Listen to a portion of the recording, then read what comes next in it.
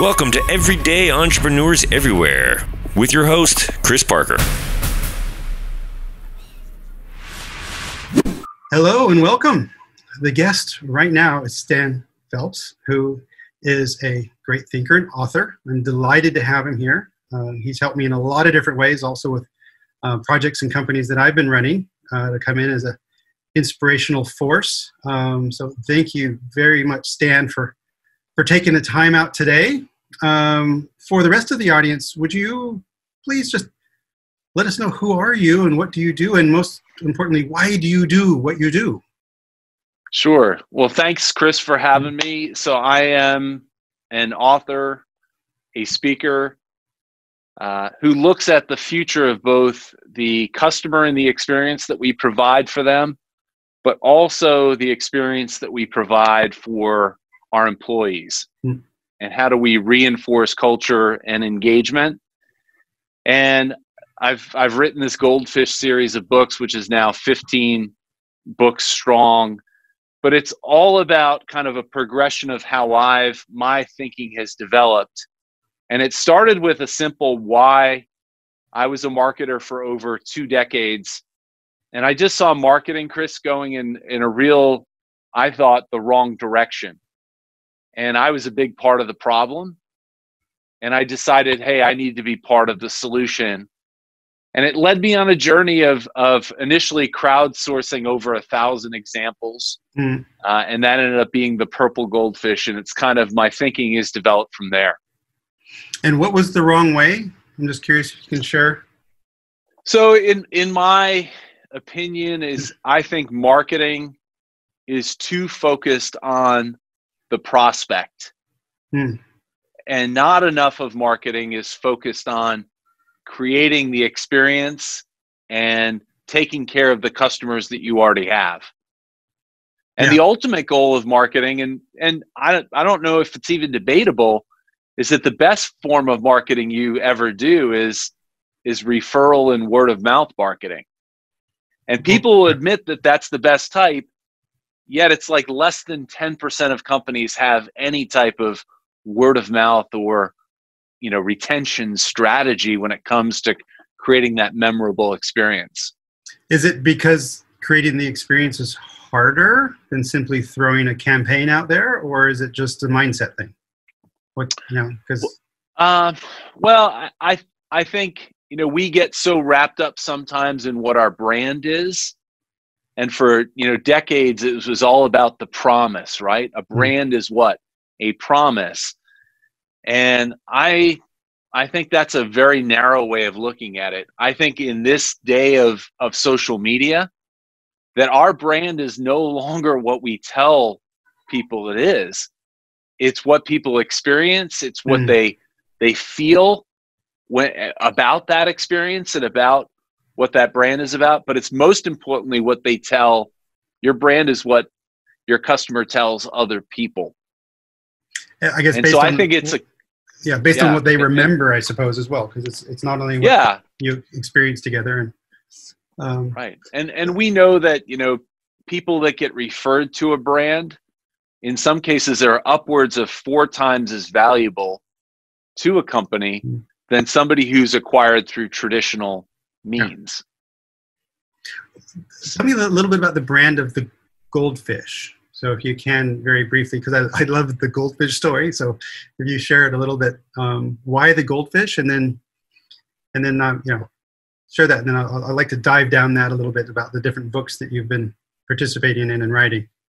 Sure. So the goldfish is just simply a metaphor for growth. And the idea that little things that you can do, the things that you can control, can truly make the biggest difference. And so I always like to share this because it actually comes from the punchline here comes from the Netherlands, of all places. The average goldfish, and it was my very first pet, is 3 inches or about 10 centimeters, which is about the size of your thumb, right? What's the largest, and you know this because you've been in the presentations, what's the largest goldfish in the world? And I'm not talking about a carp or a koi, right? Because they get pretty big. The world's largest goldfish comes from the Netherlands, and it's actually almost 50 centimeters, right? Which is 50 centimeters, the size of the average domesticated house cat. Yeah. And so the real quick metaphor is there's 5 reasons why that goldfish grows. And those same 5 things apply to everyone who's listening to this right now and every company they've ever been with. You know, it's the size of the bowl or the pond for a goldfish. That's the market for what you, it's also impacted by the amount of other goldfish in that bowl or pond, your competition. Yep. The third thing is so relevant right now. It's also impacted by the quality of the surrounding and the water that they're in. Mm-hmm. Right? And so that's merely, if we think macro, that's the economy. You know, the ability, the nutrients could be the ability to get capital. That cloudiness could be people's willingness to purchase and buy. Mm-hmm. Mm-hmm. You know, we're in the midst of a global, you know, the likes of which, as our president here in the U.S. would say, the likes of which the world has never seen before. Number 4 is key. It's goldfish are tiny when they're born. So how they do in the first 4 months will determine ultimately how big they get. So how they get out of the gate. The baby goldfish is called a fry, as in small fry. I mean, they have 100 brothers and sisters when they're born. Yeah. So what do you call your first 4 months when you're in business or you're in your job? You know, you're a startup, right? Startup, or, a new, you know, how you do in that first critical 4 months in a position. First 100 days or whatever. First 100 days. And then the 5th one, which is punchline, the most important, for a goldfish, it's genetically, what are they born with that separates them from all of the other goldfish? And the stronger their genes are, and the more that they're separated, the bigger they typically get. If their genes are weak, and they're like all of the other goldfish, the less they typically grow. And the punchline is, look, assuming you've already been in your job for 4 months or you've started your business and you're way past the first 120 days, the only thing you have control over is what? Is how you differentiate what you do. And more importantly, I would say how you do it and why you do it. And that's kind of the metaphor of the goldfish. Now, the part of the inspiration came from a hotel chain called Kimpton. You'd stay at a Kimpton, and one of the unique little things that they would do is maybe you're missing your family pet. They would give you a pet goldfish for your stay. And did they give a complimentary like stream of a fish called Wanda, so you can? Or is that going the wrong direction? Yeah, that goes in the wrong direction. They actually got rid of it 2 years ago. It had been around for years. They got acquired by IHG, which is Intercontinental. And frankly, they succumbed to pressure from PETA and other groups to get rid of it. But for 18 years, it was, 15, 18 years, it was I loved it as a little thing that would give people a reason to talk about that experience. Like there's a lot of things that pop to mind, like the chocolate chip cookies at the hotel check-in and things like that. So I love the goldfish metaphor, and that streams through a lot of these books that I have. most of the collection, so I still have a few that I need to complete it out. But question is you've written and contributed and partnered with all sorts of really interesting people on these fascinating and valuable books. How do you make the decision? So my question is, how do you focus? So if there's so much going on out there in the knowledge and the inspiration and the customer experience and the strategy and the purpose, industry, how do you focus on keeping true to the goldfish? So to me, it's been an evolution of kind of my thinking and having gone through these processes. So again, I was a marketer. And so my initial thought was, hey, let's stop focusing so much on the prospect. Let's focus on the customer that we already had. Mm-hmm. And I thought, the customer was the end all be all, right? Sam Walton, there's only one boss, right? And it's the customer. And they can fire us simply by spending their money somewhere else. Well, what I realized, which is interesting, I looked at over 1,000 examples, Chris. And what was amazing to me, the companies that really got it, the Kimptons or the DoubleTrees of the world, what was amazing to me, or Zappos, there's a ton of them. I have a hall of fame of about 70 companies. What I realized is that for those companies, Chris, customer didn't come first. You know who came first? I do. The employee. Their employees. Yeah. And it was a realization that, look, you can focus on the customer all day, but if you don't have happy, engaged team members, you've got no chance of creating happy, enthused customers. Yeah. So that was the green goldfish, the second one. And I didn't learn my lesson. I collected another 1,000 examples. That was the last time I made that mistake, by the way. But I studied how companies did little things. And part of the reason why it's green, at least here in the US, that's the color of what? Money. Of money. And money is proven not to engage people. It's the little things that you can do. There you go. And by the way, there's a 2.0 that came out just over a year ago of green, which I partnered with somebody on, which is amazing. It's a great update to the book. But that led me to the next kind of revelation. And I used to think, Chris, that you treat all of your customers and all of your employees the same, right? All of your customers are, and I no longer believe that. Yeah. And that was the golden goldfish premise. And it was based on the Pareto principle. 80/20. And it's the idea that simply for most businesses, 80% of profitability comes from just what? 20%. 20 of customers. 80% of sales typically come from your top 20% of salespeople, and you can go on, right? 80% of your referrals come from just your top 20% of customers. So here's the thing. It's not like you're going to treat anyone horribly, but you have to know who your vital few are.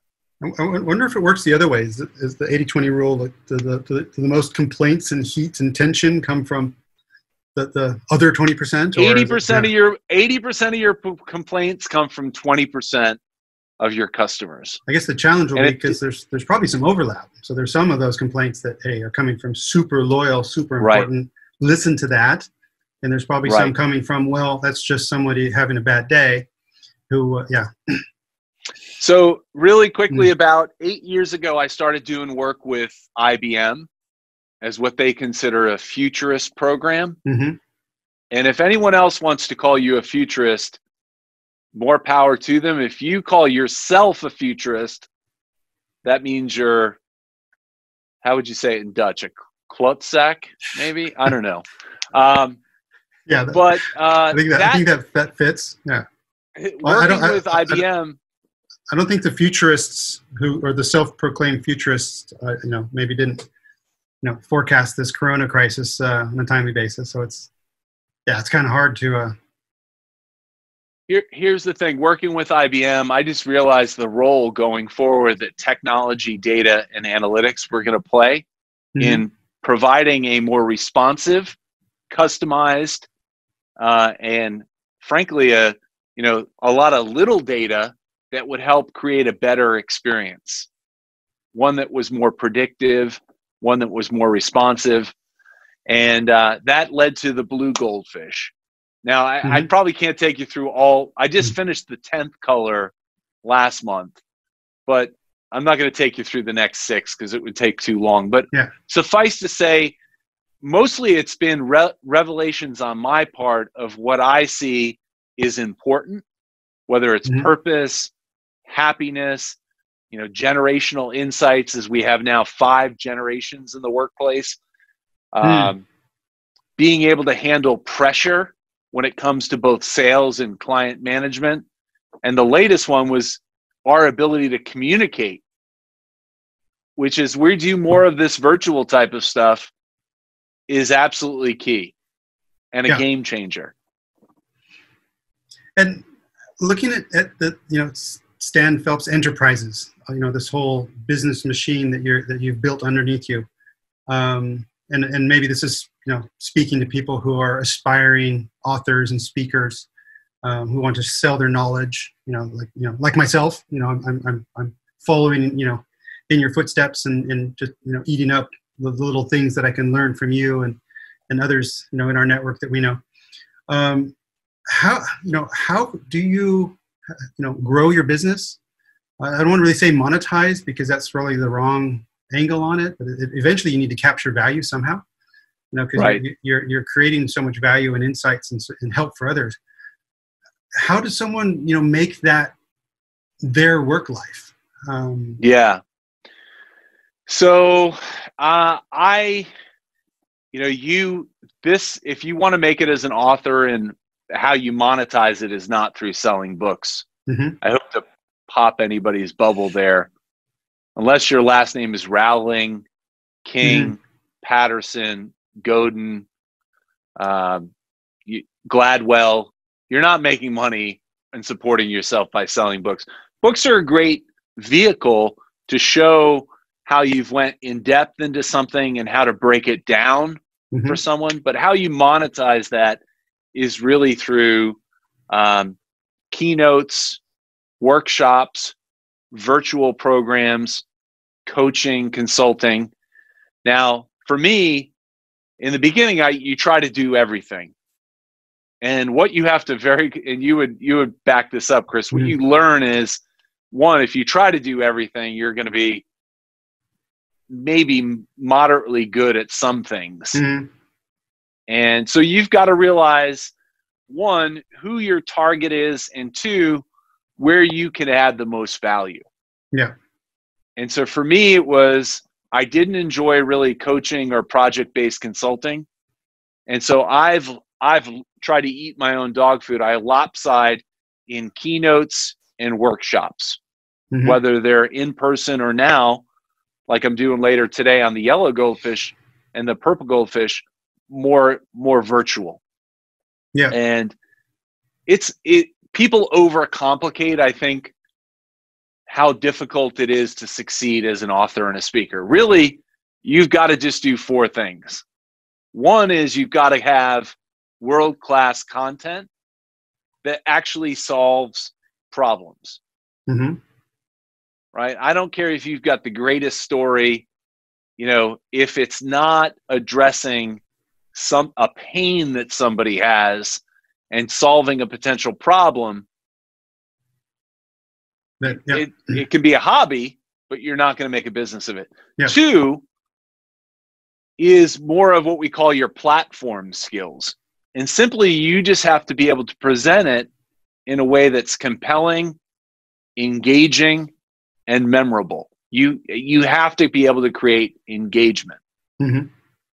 And then the last 2 seem really simple, but people trip themselves up because this is a word of mouth business. Over 70% of the engagements you get are through people that have already seen you or have referred you to someone who's looking for a speaker. So the number 3 thing is this: you have to be easy to work with. Mm-hmm. Right? And it's all about what I write about. You have the value you provide, and then you have the maintenance, what it's like to deal with you. And unfortunately, speakers have a bad rap. And number 4 is going to sound ultra simple. You got to finish on time. Yeah. Well, and these are not my 4 things. This was shared to me by a fellow speaker named Mike Staver, but it was like a light bulb moment. Like, you could try to do 100 different things, but if you're not ticking those 4 boxes. Well, the finish on time reminds me of this one that I just read delightfully. and I consider myself an okay speaker, probably better than the average dog. But when I was reading through this, there were so many tips and tricks, and one of those things was just absolutely respect the time. And amen. So what I love about those there's no excuse, right? Yeah, that's a cardinal rule. It doesn't matter if the person before you started and took some of your time. Doesn't matter if you had a technology issue. Doesn't matter if you got interrupted by something that happened virtually or at the event. Yeah, in person at the event. That's the only cardinal rule of speaking. And I am watching the time, by the way. I learned from you already. So maybe a question a little bit off our script, but just a very a personal, meaningful question. As we've known each other for many, many years, and I do have a tendency to overcomplicate and over-engineer, and my life is one of discovering as a professional generalist, and then always sort of going wide and then narrow and wide, and for me it goes narrow and narrow. In order to achieve those four things, I guess you didn't do that overnight. You probably, I hope, or I'm doing something wrong, because what I'm finding is it's a constant, hey, this is a new revelation. Right. Talk to people about it, expose it to the wild, get kicked in the head, and celebrate. So like, hey, that really worked, and that really didn't. And then, for what I find, it's just a constant iteration. Is that what it was for you, or do you have any smart cuts for that journey? There are no shortcuts for an easy question. and there are no trap. We say this is a great quote by a former quarterback named Roger Staubach. There are no traffic jams on the extra mile. Like, 80% of people, when asked if they've got a book inside them, say, "Oh yeah, at some point in my life, I've got a book." What percent actually write a book? So a fraction of one. Yeah. 1%. So here's the thing. I mean, if you feel like you've got that burning idea that you need to share, make sure that, some people will tell you, like, if you want to become a speaker, just go out and speak 50 times. Yeah. Because you're going to have to really hustle. And it doesn't matter if you're in front of Rotary or, somebody's mastermind group or Toastmasters group. Go out, and there's no shortcut. Because if the only way that you succeed in this is through word of mouth, it's like a chicken or egg thing, right? How can anybody refer you if they've never heard you speak? They've never seen you, yeah. Now, there are some ways I would tell you, like, I wish I got to go over the fear of doing my own video 8 years ago, and I did more of it on a constant basis. Mm-hmm. Like, that would be one shortcut. Because in absence of being in the room, video does convey that ability to engage and the ability to tell a story that's memorable. Yeah, and from my own experience, I think your own confidence, I guess, or your capability of communicating via video. I was confronted by a business coach, I guess late last year, and her very clear statement, confronting statement was, "You've got so much in you. Start publishing it, even if it's really incomplete. Just start putting little pieces out." And my first videos were horrific. In fact, they're really bad. But I was delighted that I was doing them. I was even in New York once, trying to fulfill my 30 videos in 30 days in the back of a taxi, making this damn video, because I just got to do this thing. And I love it. And then time goes on and it gets more and more refined. So on the book question, there's two schools of thought. I'm curious your opinion. That one is, if you, like you said, if you have a burning idea in you and you want to express it. And the other that I've heard recently is, write a book about something you want to learn or you want to be an expert in, because that is probably more of a, enriching journey or something like that. Sure. Do you have a? Yeah. What I love about I would say you can do it both ways. One, if you've been a SME, subject matter expert in something, right? And you've you've kind of seen how the sausage is made in the background and the missteps that you can make. By all means, share that. But if you can also do it the way that I do it, which is I have an idea, right, an insight that I then go out and I find somebody who's that subject matter expert. But I don't stop there. I go and collect hundreds of examples through crowdsourcing and through research and through reading books, right? And I put all of those things together, and then with my co-author, we look through and we try to find the patterns within those hundreds of examples. And when you can start to see patterns, then it allows you to start to put a framework around it. And that starts to become kind of the skeleton of the book. Yeah. I do want to share one thing, and you hit on it, which is perfect. And this is speaking, this is writing a book, and I love this quote. My buddy spent a few decades in the Navy, and he would tell me this. He would say, 70% perfect, 100% done. Yeah. And perfection and here's is the enemy of profit. Yeah. And here's the same thing when you are presenting. No one has ever given a perfect speech, right? No. It's in what's called an asymptotic. Like, you can always try to get to that line that's running parallel, but you're never ever going to touch it. You can get close. So here's the thing: don't get wrapped up. And I love that example of being in the back of the cab. Presenting is not about perfection, as my friend Stephanie Scotti would say. She says it's about connection. You're not just spitting up information, you're conveying feeling. And once you get over yourself that you have to be great and it has to be all perfect, and that's when you start to become in the moment your best self. Yeah. No, beautiful. And we've got a couple minutes left. Two last questions at least. One is, as you're going through that, this is a question about your own mindset or motivation or your own, you're working, you are your brand. Corona crisis happens, shit happens. What do you do as a solopreneur or, an independent expert to keep things moving, keep you motivated, keep you getting up in the morning? I assume you get up every morning. I do. What keeps you going? I check the pulse. Yeah, all good. So, I really took this as an opportunity. I was finishing the 10th book, right? And so sometimes you forget what you learned. And so I took this as an opportunity to go back and reread all my stuff and look at it with new eyes. Wow. And so I don't know if you recall this, I did 29 days straight of free ebooks. Yep. Hey, look, knowledge should be free, in my opinion. And I love Amazon because they give you an opportunity as an author, if you opt into it, to make your books free. Now, I know that people with great intentions will download it, but at least I've got them to think enough.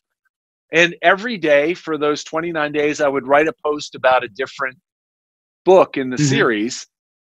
And I'm in week number 8 now. When that finished, I decided to do a webinar series for 9 of the 10 colors. And it's called the Back to Black webinar series. It's been every Tuesday. I know you've been on one or two of them. Yeah. So that was also an opportunity. Hey, stay engaged in the content. So where I spend the majority of my time is on LinkedIn. And I write a post at least a couple times, if not daily, called the 1299 hashtag the 1299, which is just they give you 1,300 characters. I do 1299. I go right up, bump up to the edge.